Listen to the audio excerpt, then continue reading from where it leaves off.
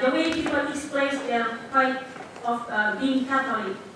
And like the second one, I don't think this is a good Catholics. One of those statements cannot be good example as a good Catholic. Like good Catholic, theologically or sociologically shouldn't express their idea or their framework like this. But this is only the way people say that they really attach to Catholicism, but this is not good Catholicism. Suppose if you want to choose a leader for the Mandarin people, which one do you want to choose? A Catholic but morally bad, or non-Catholic but morally good? Which one? I think if you ask me, of course, I will, because people actually don't need religious title of a person who leads them, but the attitude, the habit, how he or she concerned about the society, and by doing certain activities that empower the people or build a society better, we can see the religion. So the criteria is should be a Catholic religion is too old, or this is old thinking, and I don't think that's a good one. So I choose the two. The second one. The second one. That's good. Yeah. And it seems to me it is a bit serious for me because it's related to the kind of religiosity that they have. And why do they have? Why there is so much emphasis on the formal religion instead of something the essence of religion? Like, for example, could be they want to choose. The important is Catholic whether bad or not. But if you look at the essence of religion, it's talking about goodness, talking about justice, talking about kindness, and so forth. And why do they much emphasis on the formal religion instead of the essence of religion? First, the statements are not the statements of all Mandarins, but only some people. And I think there's a relationship between how people identify themselves in front of or in public society or in public sphere. It is influenced by the politics of Indonesian government and also colonialism. Like in particular, I explain more about the influences of Indonesian discourses on religion after 1965, after the communist extermination now in Indonesian society. The way the Indonesian government imposed religion in public sphere, that people have to show their religious identity in society, also influenced because the traumatic experiences about the extermination of communist people who were associated with atheists or non-religious affiliation people made people have to guard themselves in front of public society. And since Catholicism has grown within the society, they adopt or they identify Catholicism in some senses for the safety reason within public sphere, also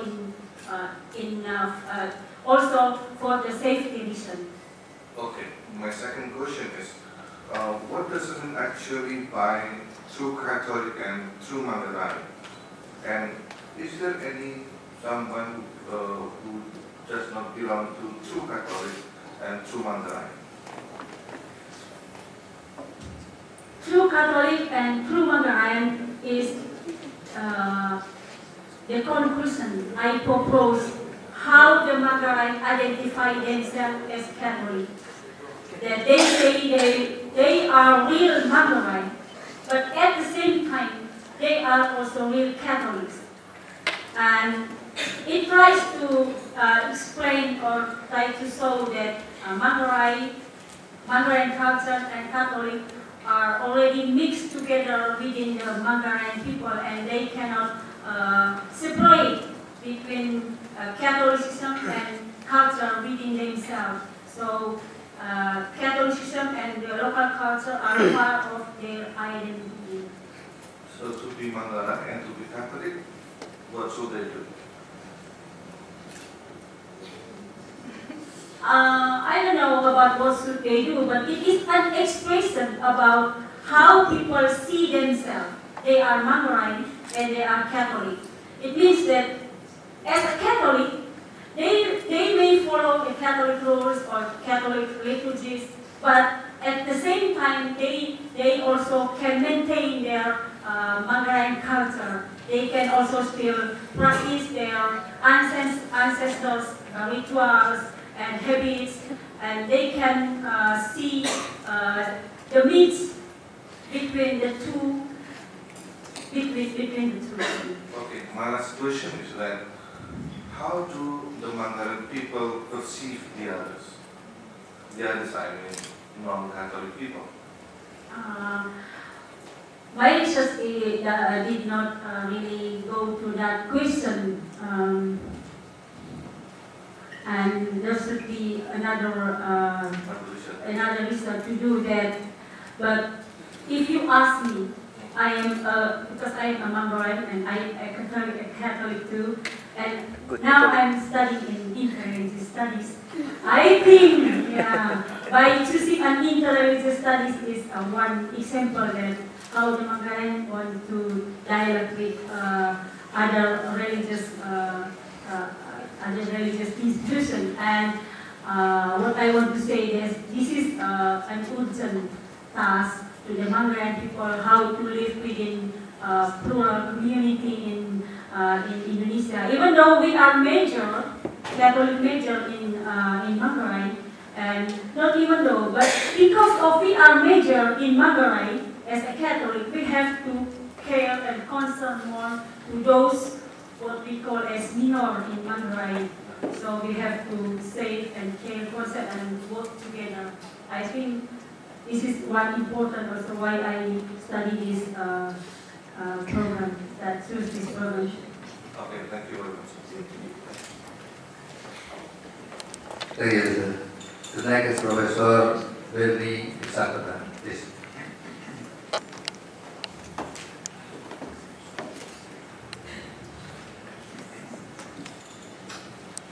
Thank you. Well, I'm the last, so I get to try and ask something nobody else has asked, and that's not very easy. But I'd like to first congratulate you, as have the others, also because you are the third person to receive a Ph.D., or who will receive a Ph.D. from ICRS in the history of the world. But you are not only third, you are also first, because you are the first woman, and you are the first Catholic, and you are the first Eastern Indonesian.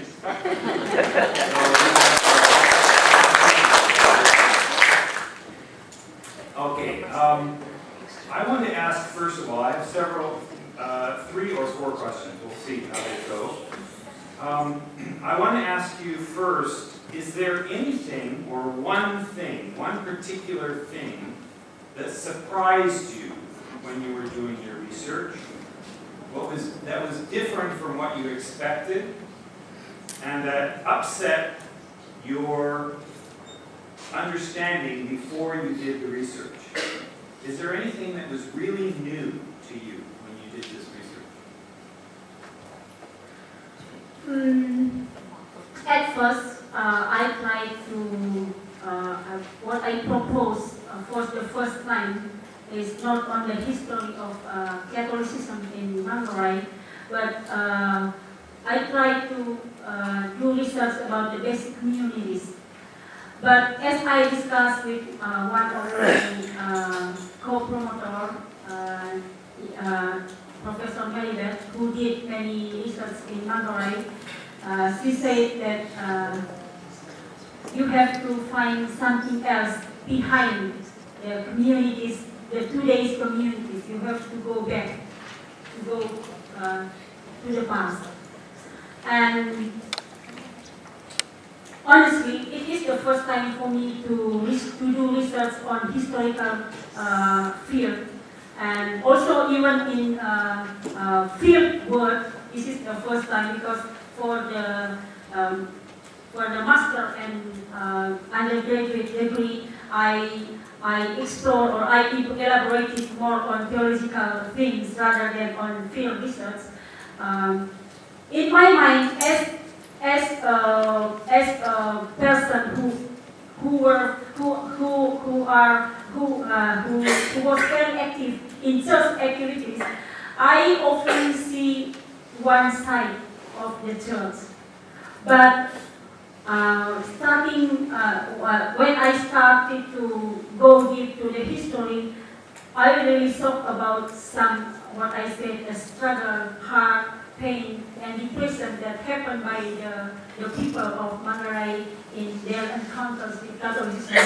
Because I'm always in inner cycle of the church, I did not pay many attention to the historical things. So this study also enriched myself in understanding about the history of Catholicism in Manggarai. For instance, the simple one.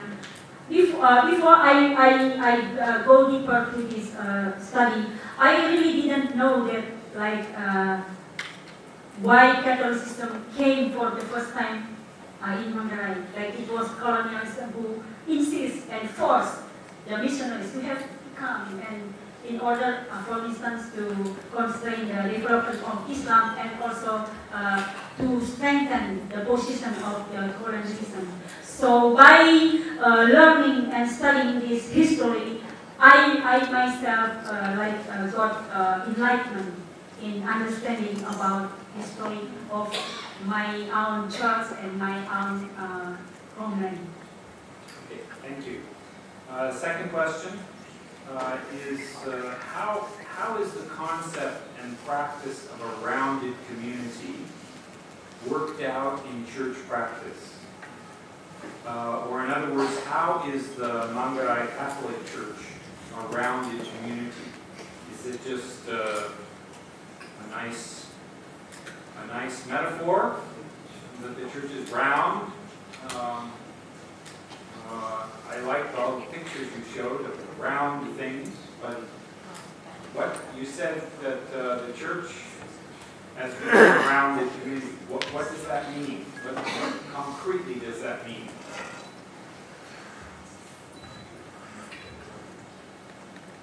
What I found in my research that like just a distance between what was that the church proposed in the past, and in some cases until now, with what the people envision from time to time in terms of social organization. When the church came for the first time, the church came with the pyramid structure of the church that just like strict structure from the top to down. And in that structure, the local communities or the communities do not have important roles in the community or in the structure.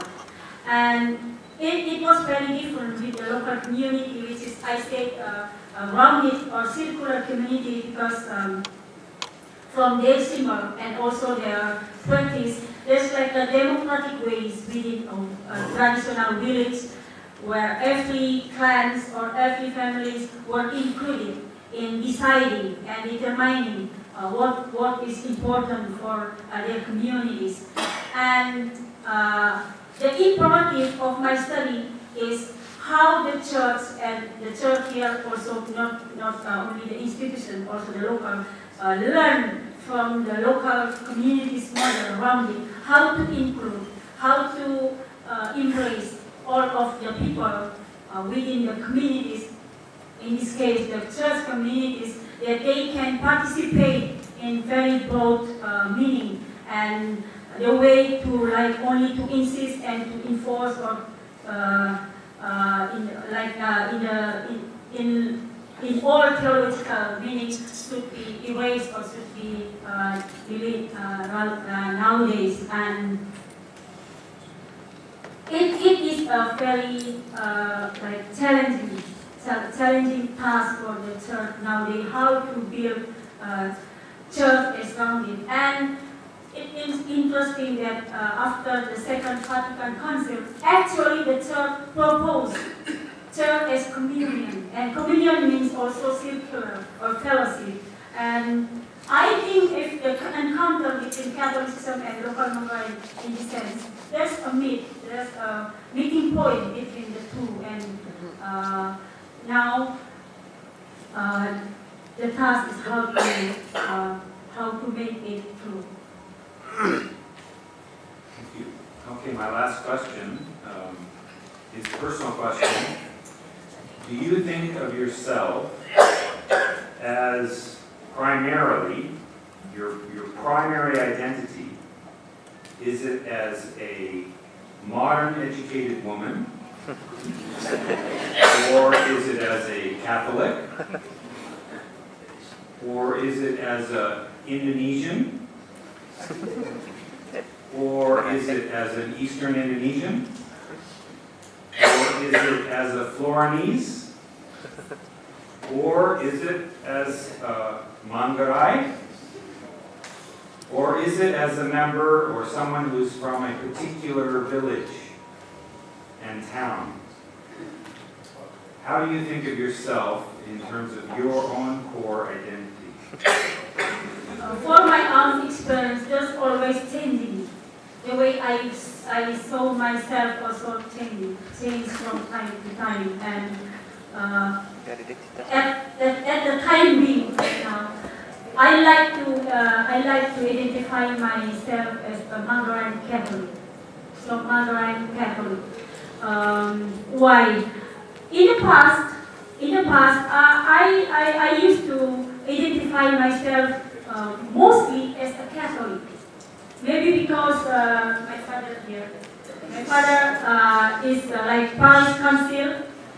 He was very active in church, and in the past he tried to avoid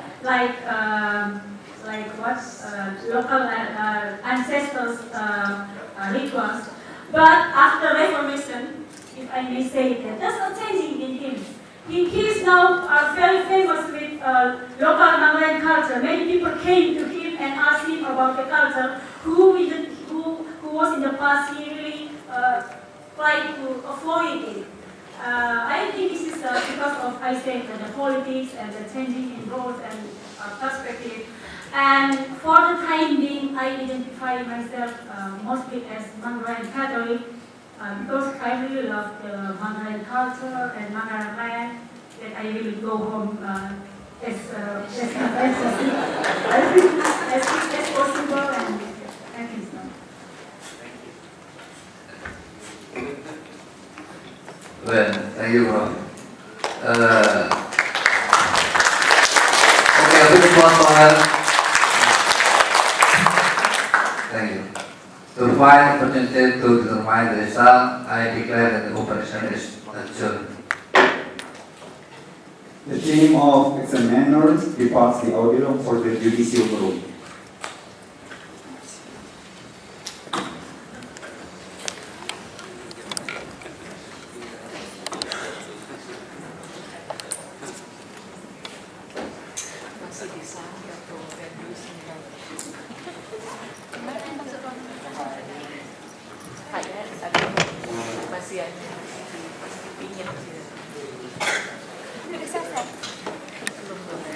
Clients to brief.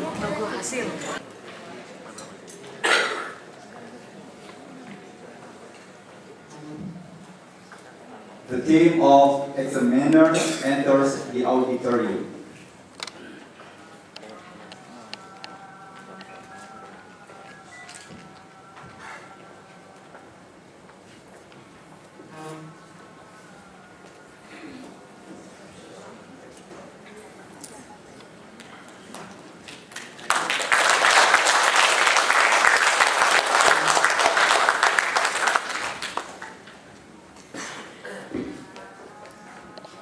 chairman of the team of examiners reopens the examination for doctor program. I hereby declare that the operation is reopened. The chairman of the team of the examiners notifies the open examination result. Ms. Fransiska Widyawati, upon considering the examination result by the team examiner, I hereby declare that you have passed with honor cum laude.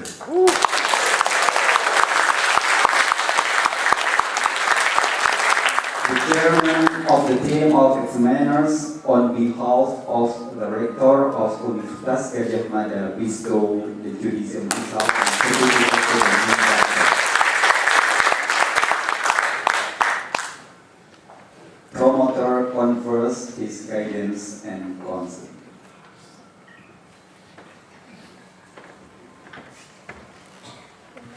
As dialogue between local and global, I will speak in local language, but not Mandarin. Ya. Tadi sebelum mulai saya diminta untuk berulang-ulang katanya. Tapi kalau ulang-ulang nanti dibacakan snake kan salah.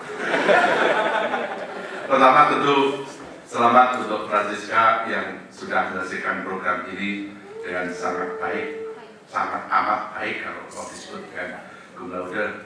Dan kalau saya mencoba menengok perjalanan, rupanya perjalanan membuat disertasi membantu menemani, lebih tepat menemani saya dan duta kita menemani Fransiska ini dengan penuh kejutan. Kita mulai dengan tema yang kurang lebih sedikit berbeda karena waktu itu omong mengenai pengajaran agama dan komunitas basis lalu pembebasan. Ketika ujian untuk kelayakan diteruskan, lalu sudah mulai berubah. Pada saat akhir arahnya menjadi lebih sosio-historis, teologis, sehingga ada perubahan-perubahan itu. Dan ini tentu saja menandakan kemauan Fransiska untuk Dr. Fransiska sekarang saya menyebut Dr. Fransiska untuk selalu belajar dan sebagai peneliti itu sedia pada yang ditemukan. Ketika pada awal merasa tesisnya ini, tetapi ketika dalam perjalanan itu ternyata tidak tampak, lalu berani mengubah, berani melihat mana yang baru. Rasanya ini kekuatan yang tentu harus dikembangkan terus. Maka kalau ada tadi ditanya apa yang Anda tawarkan dari buku ini, tentu harus berani mengatakan ada yang baru di sana. Tentu di dalam, kalau tadi ditanya apakah kamu di Manggarai atau lebih Katolik, dan rupa-rupanya satu hal yang sangat nampak adalah kebanggaan orang Manggarai sebagai Katolik itu memang sangat kuat. Juga di dalam penulisan tesis ini, disertasi ini, seringkali saya agak berdiskusi ketika dia mengatakan, "Wah, kami di kulturasi paling awal." Saya orang Jawa mengatakan, di Jawa lebih dulu loh. Saya berkelahi dengan dia dalam hal itu. Kadang-kadang saya lihat apakah di Jawa belum ada. Tetapi disitulah kita belajar sebagai orang yang tidak tahu banyak tentang Manggarai, lalu belajar dari apa yang terjadi di sana. Dan dengan cara itu tentu saya juga belajar banyak. Lalu tentu saja kalau diminta untuk memberi pesan, dua hal. Yang pertama tentu saja tugas seorang dokter lebih banyak juga harus berani meneliti hal-hal semacam itu. Tapi yang kedua bagi saya jauh lebih penting. Basic awal dari Fransiska adalah katekisme, pengembangan pelajaran iman pada level basis. Maka ketika sudah memegang gelar Ph.D, mungkin menambah kekayaan bagi sedikit ruteng, jangan lupa kembali pada akar rumput. Rasanya itu sangat penting. Sekali lagi penelitian dan tentu tadi sudah disebut kebanggaan keistimewaannya. Yang pertama dari angkatannya, yang perempuan pertama, Manggarai pertama. Saya harus mengatakan ini satu dari sangat sedikit perempuan Katolik yang belajar berkaitan dengan teologi dan agama, yang sampai pada program Ph.D. Rasa saya sejauh saya kenal baru 2 mungkin ya.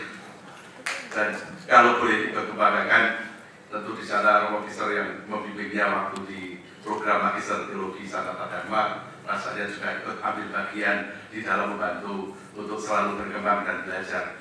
Kami tidak memberi masukan apa-apa, tapi membantu untuk berkembang dan belajar. Sekali lagi, Profesor, dan selamat. The chairman of the team of examiners officially closed the open examination of the doctor program. Ladies and gentlemen, I would like to inform you that Dr. Fransiska Widyawati is the third graduate of religion and cross-cultural studies, and also the 1,922 doctor who have passed from Bajamana. And by thanks to Alhamdulillah, I have declared that profession is officially closed. Of IRS, Ibu Jenny Joanne, Ph.D, bestow medal to the new doctor.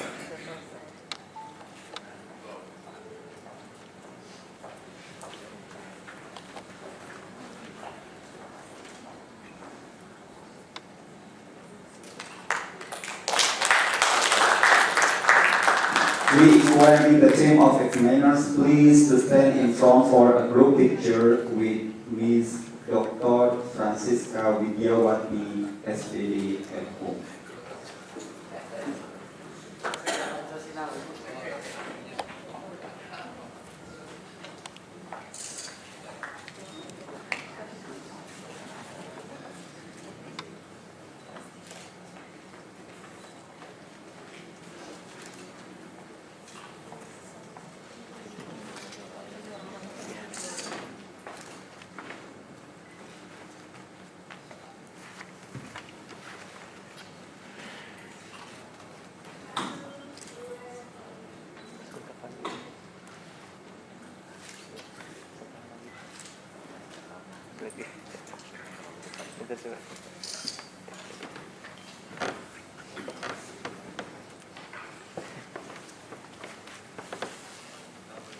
Ms. Dr. Fransiska Widyawati, SPDMU, and her family received one note of congratulations.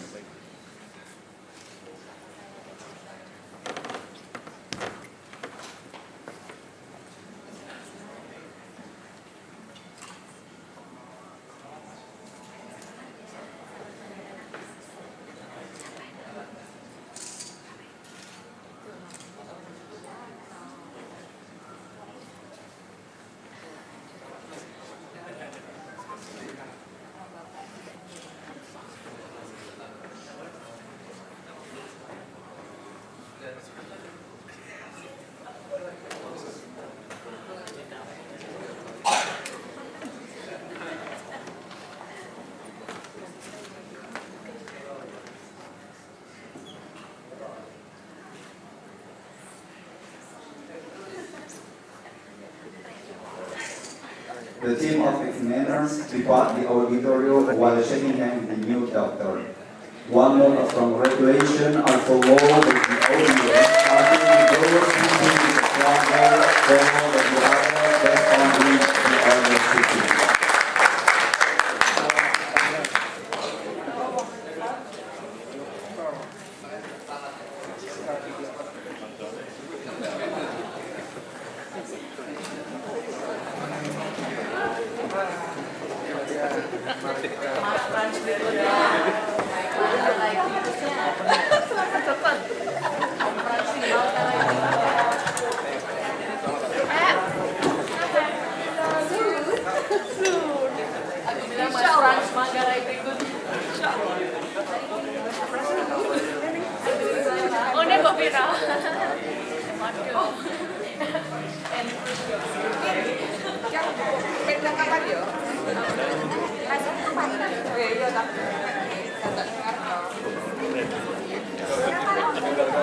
Our respective audience, this was the open explanation for Ms. Dr. Fransiska Widyawati as they invoke with honor to all. As an expression of gratitude for the design of God Almighty, Ms. Dr. Fransiska Widyawati and her family invite the audience to join the celebration in the hall of auditorium.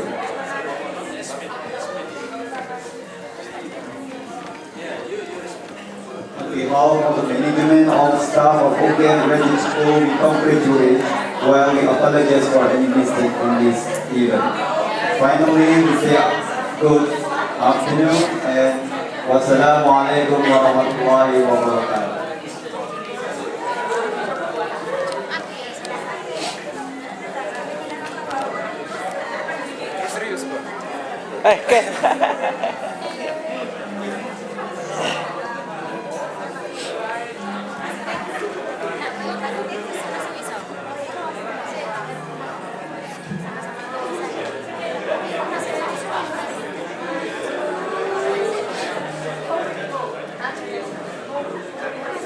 We invite all IRS students to join group picture with Dr. Fransiska Widyawati.